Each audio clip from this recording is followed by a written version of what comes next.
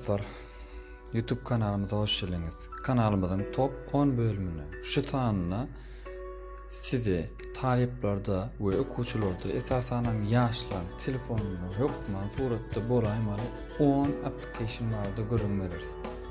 Gelin ona başlayalım. 10. yerdeki application'ların adı Alarmy. Bu size ilgiden tutmaya kömür edecek bu dinli programımızı. Siz şu koşmama basıp öğüt turşak vaatınızı gurunap bilersiniz.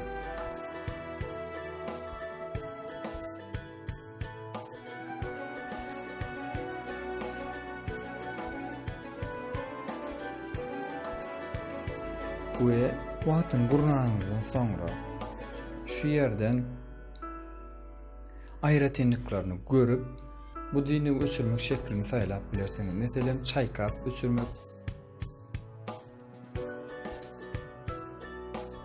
matematika sorunu cevap bolup biler ya da olmasa bir barkod bolup şonu görkezmeli bolup bilersiniz ya da öz suratınızı görkezmeli bolup bilersiniz.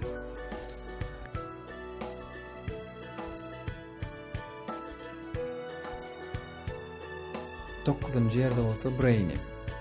Bu talipler için gatı go'lu, gatı tesirli, muallimler için hem gatı peydalı bir programı. Ulanışan gatı anzat, sebebi şu cazı yere soruğunuzu yazıyorsunuz, istenlik soruğunuzu veriyorsunuz ve soruğunuzun cevabını answers bölümünün cevabını tapıyorsunuz.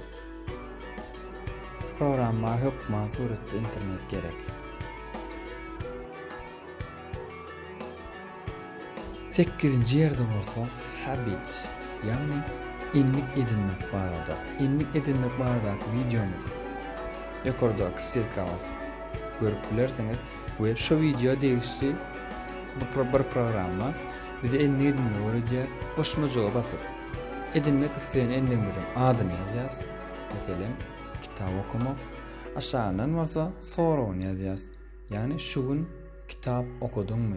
Ya da şu gün 20 mutlak kitap okudun mu? Ondan sonra olsa bize şunu yatlatmalı vaatın belliyiz.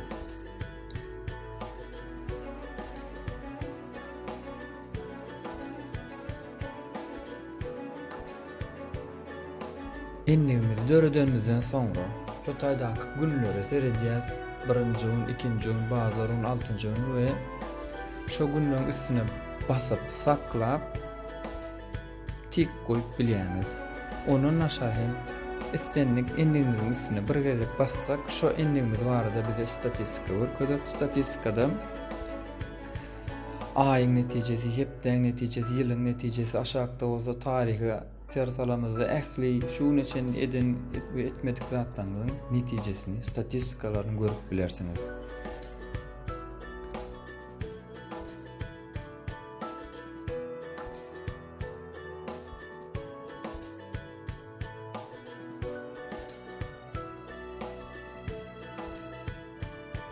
Yedinci yerdeki application'ımız olsa Calm.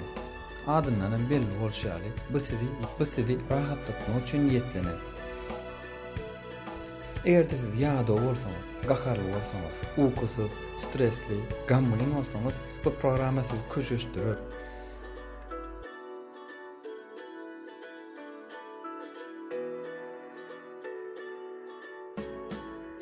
Bu yerde her hil sağlar, aydınlar, sesler ya da gönükmeler tapabilirsiniz.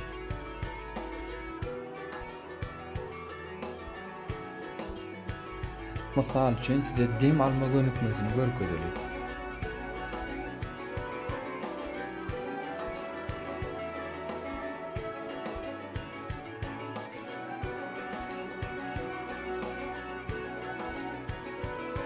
Bu programmanı Hökman ulanım size maslahat veririz.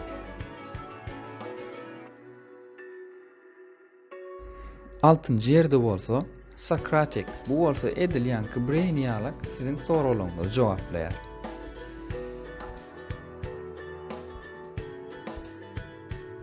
Bu ayratenliği istesiz soru suratı alıp hem gözletip bilirsiniz, isteseniz el bilen yazıp hem gözletip bilirsiniz.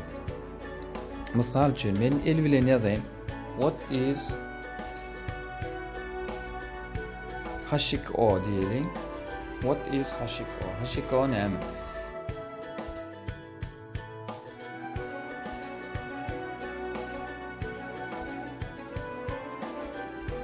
Yazanımızdan sonra ilk bilen bize definition yani kesitlemesini örgütüyor ve yine geçiriversek dürlü saytlardaki cevapları biz üçün tapıp berýär. Bu program üçün hem hökman suratda internet gerek.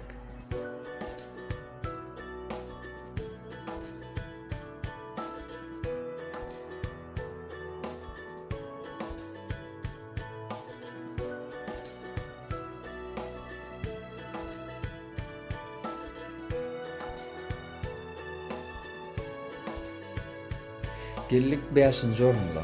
5-nji oruna speed reading yani çalt okumak. Bu programa bizi istendik bir zady kitap bolsun, roman bolsun ya da makale bolsun çalt okumamyzy kömek edýär. İçindeki training bölümüne barýas we biz üçin niýetlenen 3 tane kursu var. Aňsat kıyın, biram nerwini östürmek kursları ilki bilen aňsatdan başlaýar.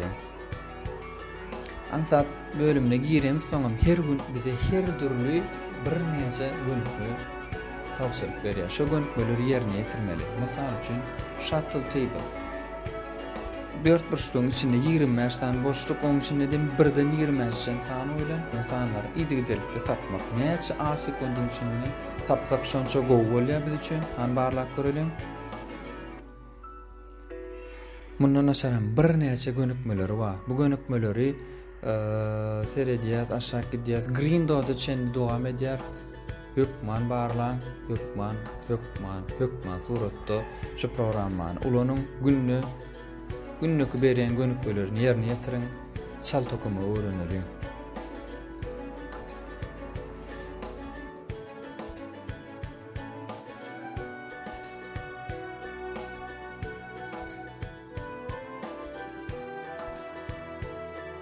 Dördüncü yerde bolsa keep notes. Yani belli almak programması. Şu programany men özüm kän ulanýan gathaladym we size de maslahat berýän sebäbi birinji bilene tik goýma bölümi bar. İstendik zady meselem şunu etmeli diýip ýazýan bolsaňyz ýazanyňyzdan soň tik goýup ony hem üstün çyzyp hem listden aşağı geçirip berýär bize. Ondan naşary siz bu programma ulanýan olsaňyz ýazan belliňizi saklaýan, ýagny save, ýatda saklamak size hökmanel, iza gaýtma düğmesini bassaňyz hem programmaň öz awtomatik ýatda saklaýar.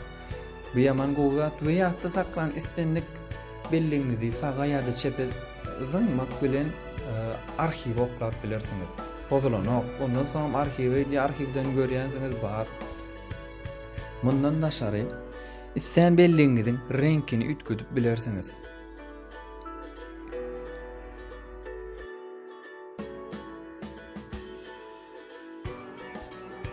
Öz akkauntyňyzy girmek bilen isten wagtyňyz, isten ýeriňizde, isten kompýuteriňizde ýa-da isten telefonuňyzdan şo belliklerinizi guşup bilersiňiz.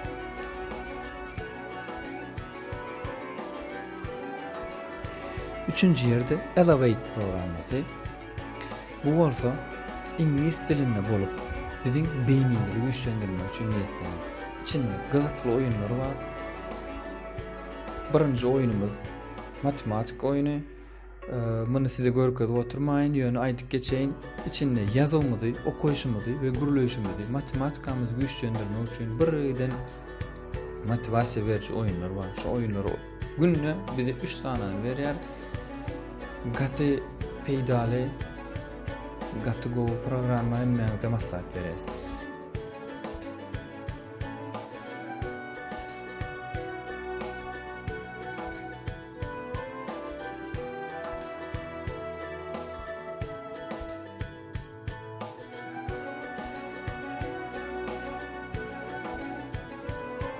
İkinci yerde bolsa Duolingo.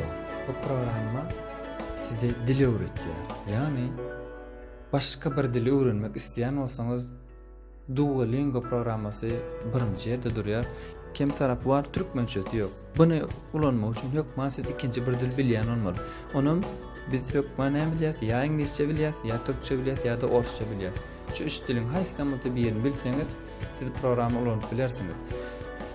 Size görkezýän türkçe bilýänler ingliz dilini, nemis dilini we rus dilini arkaýyn öwrenip biler. Eger ingliz dil bilýän bolsaňyz, başdaky bir näçe dilleri siz arkaýyn öwrenip bilersiňiz. Bu program üçin hökman internet gerek.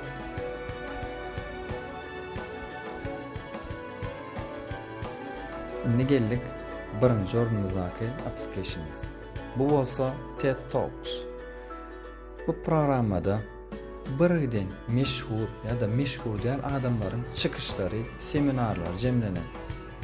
Şahrukh Khandan tutun Bill Gates seçen.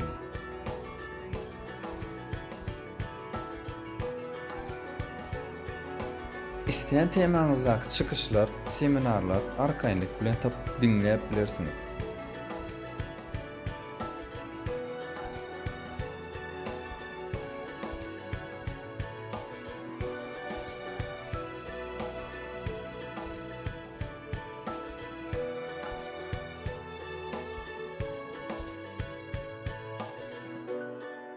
Ve öz akkauntuňyzy baglamak bilen çykyşlaryň islendigini ýatda sakladyp, ondan soň üýde, işde ýa-da boş wagtyňyzda dinleme mümkinçiligi bar. Videomyzyň soňuna geldik. Eger halan bolsaňyz, like basyň, tesir ýazyň. Indiki videolarda görüşýänçek sag bolun. Janyň sag bolsun.